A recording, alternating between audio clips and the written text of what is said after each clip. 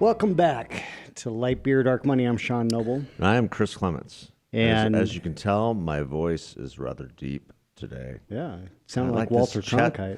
Got like this chest thing going on. I don't know what's going on. Maybe you should keep it. It sounds kind of interesting, doesn't it?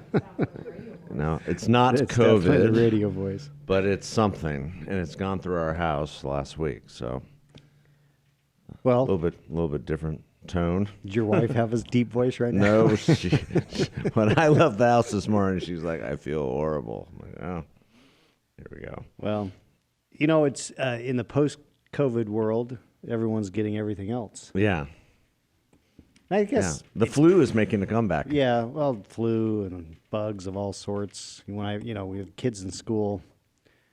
All those things that typically are there that were gone because they weren't in school or because COVID was overwhelming everything.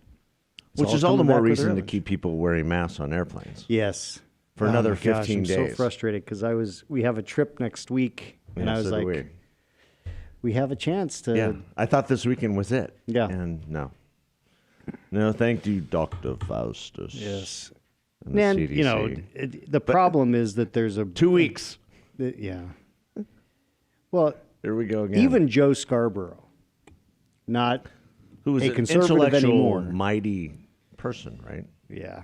Even he tweeted yesterday about how frustrated he was that they had extended the mask mandate. Well, it's especially when you have every single airline CEO.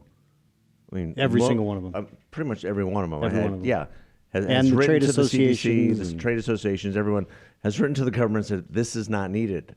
In fact, you're safer on our airplane than you are just in a bank building, for anywhere. Goodness sakes, or anywhere on the planet. Anywhere. Because they have the best filters. Well, the interesting thing about that is even the last couple of weeks when I've been on some airplanes, either going to Dallas or going over to California, the flight attendants are not making a big deal. Yeah. They know it's bullshit. They announce the regulation, they ask for your cooperation, and then they say, and have a nice flight. And then there's people doing all sorts of stuff, and they're not getting into it. Well, anymore. And the thing that I've appreciated about how flight attendants have dealt with this since almost the beginning is when Reagan, for most of COVID, we were traveling, she was 2. And to try to keep a mask on a 2-year-old on a plane for any amount of time, we could keep it on her to get on the plane, but we couldn't keep it on her when she was on the plane. Oh, no. And the flight attendants literally were great. They never gave us a hard time about it because they know that she was hear some no horror threat. stories of flight attendants losing their noodle, which I don't understand. I mean, they must know. We have or other people losing their noodle about your 2-year-old. Yeah, within a flight. Yeah, thankfully I've never had that. Some Karen that problem. Right? Make that 2-year-old keep their mask on. Yeah, because that 2-year-old is certainly a threat. Yeah, not. So what else is going on in the world? Well, the big news breaking overnight was that Elon Musk. We know that he bought a big stake in Twitter, $3 billion. Yeah, 9%. 9%. And now he's made an offer to buy Twitter outright, $43 billion. $43 billion dollars cash. That's at $54 a share. What do you think Jack Dorsey is thinking? I think he's thinking, let me cash in, baby. Or Vanguard or BlackRock. Any of those guys. I mean, this is a $54 a share price is pretty dang good. Yeah. And what I saw, my wife texted me. She's out of town, so she texted me this morning. She picked up some intel that this is an effort that he might take Twitter private, take it out of the publicly traded company. Yeah, I saw something about that this morning as well. Which I would suspect he'd want to do because he hates the SEC. And if he takes the company private, he can give them the finger. Yeah. And he should. They've been... Well, he kind of gave them the finger anyway in terms of how he disclosed his... He did. When he finally disclosed the shares that he bought. He disclosed late, and he filed the wrong form. And I'm assuming that was on purpose. Yeah, maybe. I mean, the richest man in on the planet. Which is amazing when you think about that. Yeah, guy's worth more than $200 billion. I mean, 2-3 years ago, we were saying it was a race between Warren Buffett and we had Warren Buffett, Bill Gates, and Bill Gates, Jeff Bezos, and now here comes Elon Musk, and Zuckerberg, who was in there for a politically little while. seems to be much more. People try to pigeonhole him as maybe a conservative. I think he's just more libertarian, in the purest sense. Yeah. What do you think? Well, I mean, he's not a true conservative, that's for sure. No.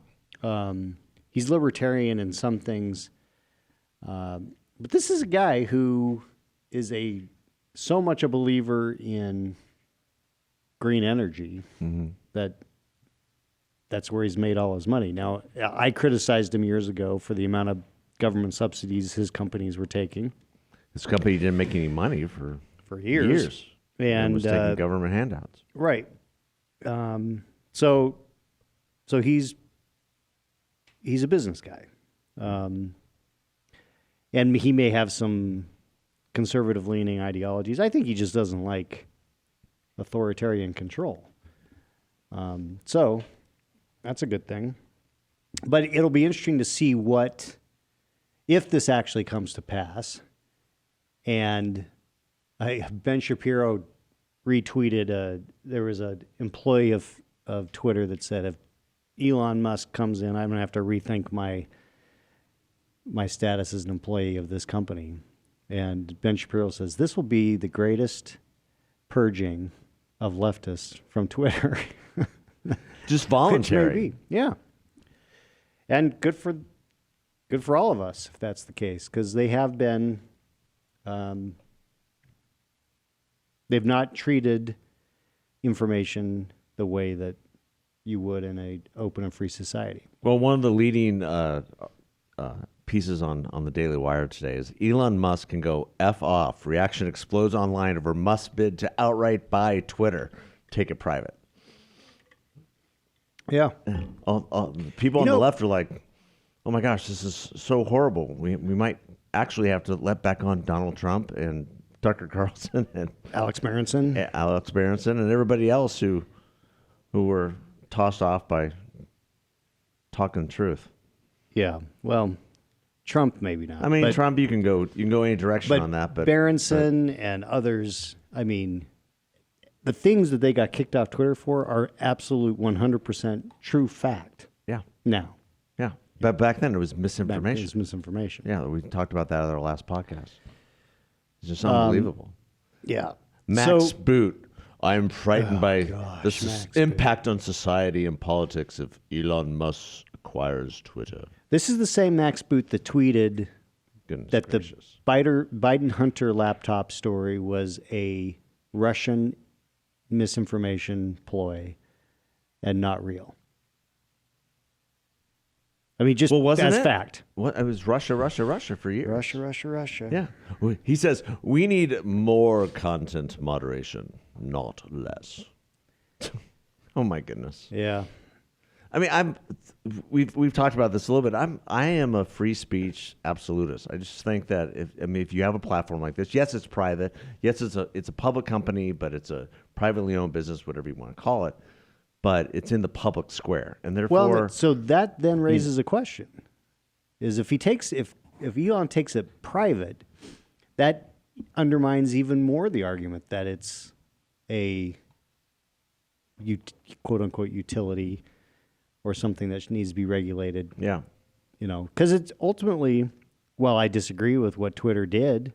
They had every right to do it because they're not the government. The First Amendment is about government control, not private companies. Sure. So it'll be interesting to see. So you know what you're getting into when you go on there. Yeah. But it's almost an offer that they can't refuse, though. In some respects.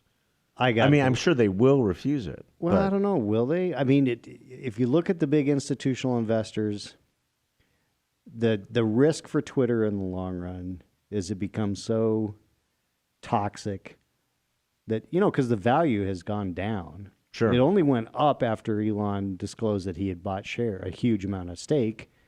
and then they offered him a board seat, and Twitter's price went up again, and now he's talking about buying it, so the price is up. In early 2021, the Twitter price was approaching $80 a share, and then steadily has declined until just last week it was under $40 a share. Now it's up to like, $50 a share. Yeah, he offered it 54. Yeah. That I mean, if I'm an institutional investor, I'm saying, yeah, cash out, baby. Let's do this thing. Go put the money somewhere else. So, Well, I mean, other than Elon Musk, you've got really only three other large investors. One being Jack, the founder. well, he's only He's 18 million 2.2%. or whatever, and then you've got institutional investors like Vanguard and BlackRock, which, ironically enough, they seem to be institutionally controlling of Disney and a bunch of other companies. That Well, those seem to be Vanguard, going. I mean, those are more huge woke. funds. They've got tons and tons of cash, but I don't know. It'll be interesting to see how this plays out, for sure. And I'm waiting to see, when do they do the miniseries on Jack Dorsey and Twitter. Showtime did Uber. Mm-hmm. Apple TV has got WeWork. And maybe it's because Jack Dorsey's not quite as flamboyant as Adam Newman from WeWork or Travis Kalanick from Uber, because they just make very interesting stories because they were so crazy. Yeah, I mean, visionaries, but crazy. Jack is rather dry. Yeah. When you've seen his testimony, in front of Congress, most of the time he's high, and so he doesn't quite even understand what he's saying. And then, sometimes his answers are just they're not inspiring either. Yeah. Yeah, I mean, we kicked the New York Post off of Twitter. Yeah, that was a mistake. Sorry. And then that's over the whole Hunter Biden laptop story that we believed was Russian misinformation, but then found out that turns it was out not. it was actually a Turns real out laptop. that all of it is true. And it was not the first laptop that he had lost or misplaced. Oh my gosh, Hunter Biden. I mean, if that was any one of the Trump kids, it would be front page, NBC nightly news every night, pounding Day away after day after day Donald after Trump Jr. or Eric Trump or whomever else. Yeah. I mean, it would just be constant. And what's overwhelmingly apparent is that this guy was the vice president at that time, bagman. Yeah. Collecting cash, funneling cash to the vice president, paying for bills at their home in Delaware, and he was the funnel. It's just unbelievable to me. No experience in terms of his board seat on Burisma, and then his investments in the Chinese firm. Well, this will obviously a payoff. Here's my prediction. And Twitter's been at the center of all that and has squashed most of it. Right. Here's my prediction. That's why I bring it up. This will be the Hunter Biden laptop problem, and the exposure of all the things that Hunter Biden's been involved in is going to be serious enough that Biden will not seek re-election. Well, let me ask you this. That's my prediction. Is it apparent to you that the Democratic machine is turning on Joe Biden? No question. And have you ever seen anything like this? I mean, it was reported earlier today that even Don Lemon of CNN, his lead thing last night was about Joe Biden, his poll numbers, Hunter Biden. All of a sudden, everyone has decided to talk about this stuff. And for the past year and a half, they've refused because they wanted to get Joe Biden elected.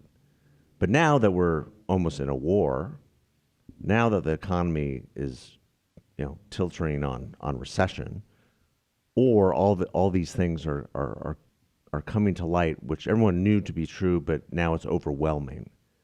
It seems like the machine is turning. Well, they are in a complete panic. November, barring Republicans completely screwing it up, which they are very capable of doing. Absolutely. Mitch McConnell said that this week, and I totally agree with him. We have the ability to really screw this up by nominating bad candidates. Yeah, they've snatched defeat from the jaws of victory a number of times. But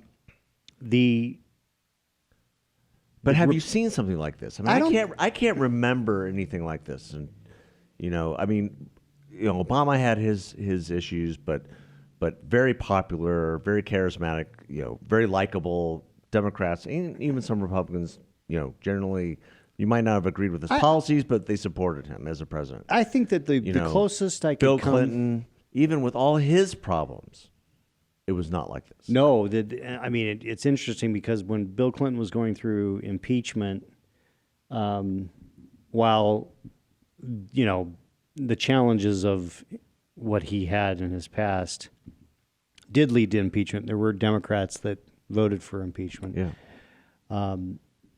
There was no appetite for conviction in the Senate, and his numbers went up. Yeah. The public were, but this is kind of different. shrugged it off. You've got some new polling that's come out even this week that's showing Hispanics at 56% disapproval. Yeah. You've got independents at his approval rate is 26%. 26, yeah. So 1 in 4 basically. That's numbers that we've never seen in I don't think we've seen in the modern presidency. And that's scary because that emboldens our enemies. It's not something that I'm sitting here saying, oh, yay, that's an opportunity for Republicans or conservatives. I'm looking at those numbers and saying, oh, no, because it doesn't help us on the world stage. No question. In terms of what we're having to deal with. Well, and I mean, what happens with Ukraine and how Western democracies respond going forward will be important. But I think that, while the U.S. has been leading to some degree, I mean, the other NATO countries have taken more definitive steps in defending Ukraine than we have. And, I think there's a real mix in the administration. I mean, every time the administration, Biden says something and the administration tries to walk it back, and Biden says something else, and well, that was the entire European trip. Yeah, every single speech, they had to walk something back. I mean, it's not just what's going on in Europe, but it's what's about to happen at the border. Most Hispanics are not in favor of that at all. Right. Border communities are being overrun. We're a border state. We're about to be overrun. Governors are taking it into their own hands, trying to challenge the Biden administration on everything that they can, get them to act. You have some people advocating for more laws or a grand compromise. And my point back to them is, no, we just need to enforce the laws that are on the books when it comes to the border. And the weird thing about this is that all this didn't have to come to pass. No. Joe Biden could have come into office, made some tweaks because he didn't like Donald Trump and defeated Donald Trump, but could have done a whole lot of nothing. And he would be in better shape. Well, the status quo would have been better for sure. I think he was trying to appease the left, the hard left of his base. And that will result in Republicans taking the House and probably taking the Senate. And then his last 2 years are going to be basically meaningless. And the scandals, I'm telling you, when you have Republicans in the House, forget the Senate, but Republicans in the House are going to be investigating this administration. The Hunter Biden thing is going to get dug into. And this is going to be just the drip, drip, drip. And it will end the Biden presidency. I'm not saying he's going to be impeached and removed from office. I'm saying that he's going to be incapable of mounting a re-election campaign. Well, with inflation at 8.2%. Yeah, I mean, just that number came across the other day, and it's the 70s show all over again. Yeah. So it's more of the drip, drip, drip of just incompetency and more bad news from a policy standpoint. Right. Forget about the personal stuff. The policy standpoint has been just an abject failure. Yeah. This is worse than Jimmy Carter. I never, ever thought I would see that. And I never thought I would hear somebody say that. in modern times. I mean, Jimmy Carter, that was pretty bad. We lived through that as young people. We saw what we had to live through, and this is much, much worse. Yeah. So we'll wait and see. Everything that is new, old is new again. The real, I mean, so the question for the Democrats is going to be, what's their posture after they lose the House and probably the Senate, and what do they do? Because are they going to have Kamala be their nominee? Are they going to have Buttigieg? Her poll numbers are worse than the president's. Yeah, or maybe they're on par now. I haven't checked. They're in a bit of a bind, and again, the only way that they get out of this is if Republicans screw it up, which again we are capable of doing. Nominating Donald Trump in 2024 would be a good example of not handling it the best way possible. What's interesting about that is that Donald Trump came out the other day, endorsing the candidacy in Pennsylvania of Dr. Oz, right? And almost unanimously, at least on the conservative sites that I look at, he was trashed. Like, Dr. Oz is not one of us.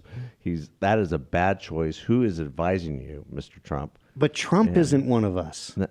No, that is true. Trump isn't one. I mean, people forget that this guy is not a conservative. Yeah. He's whatever is. There's a difference between being a conservative and being a populist. There's no core conviction in Donald Trump's philosophy. None.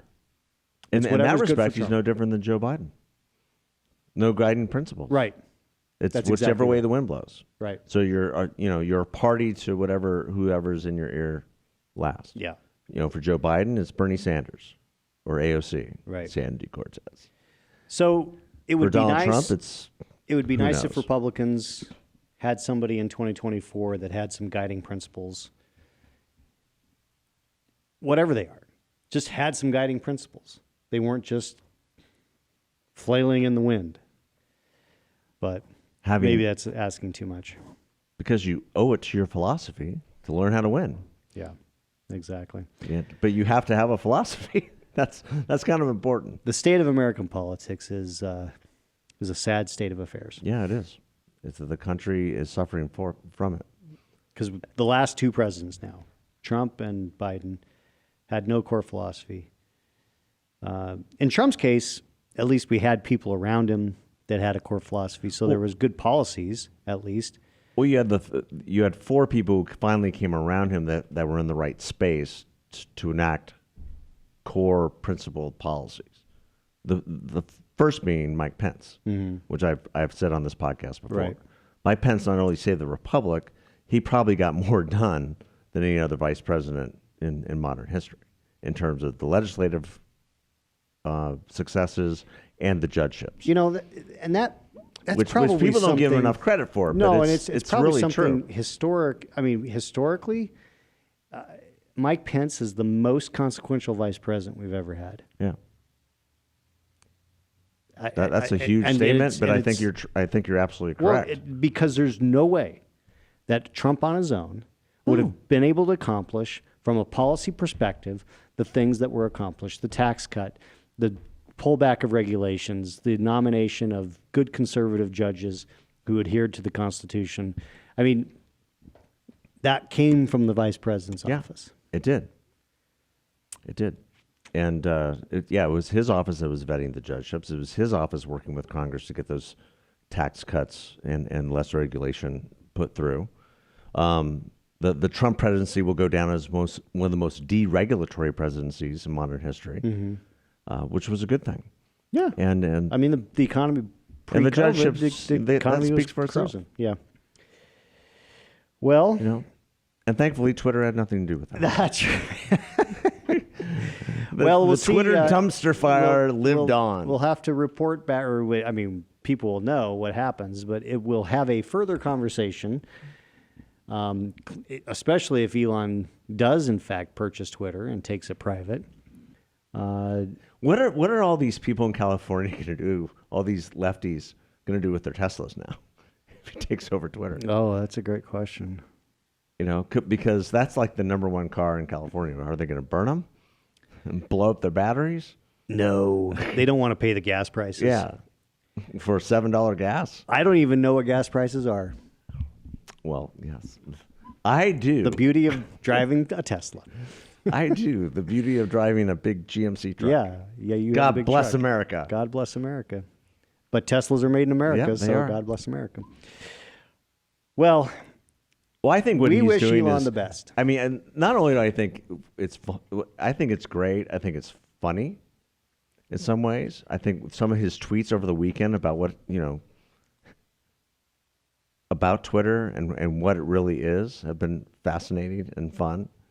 And so, I mean, when you have that amount of money and you can kind of poke holes in the armor of a big leftist company like that, I think it's a good thing. Well, and I think, we need more. yeah, well, I think what people, and it's interesting how people try to pigeonhole him in a way that,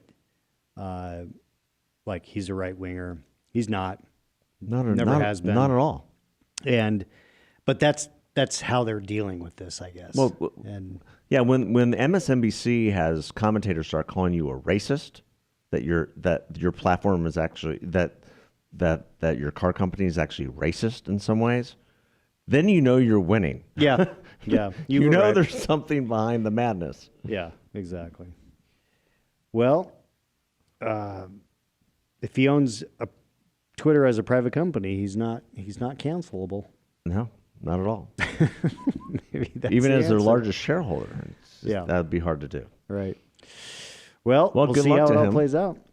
Good luck, And Elon. here we go. Here we go. All right. Thanks Thanks for listening. God bless.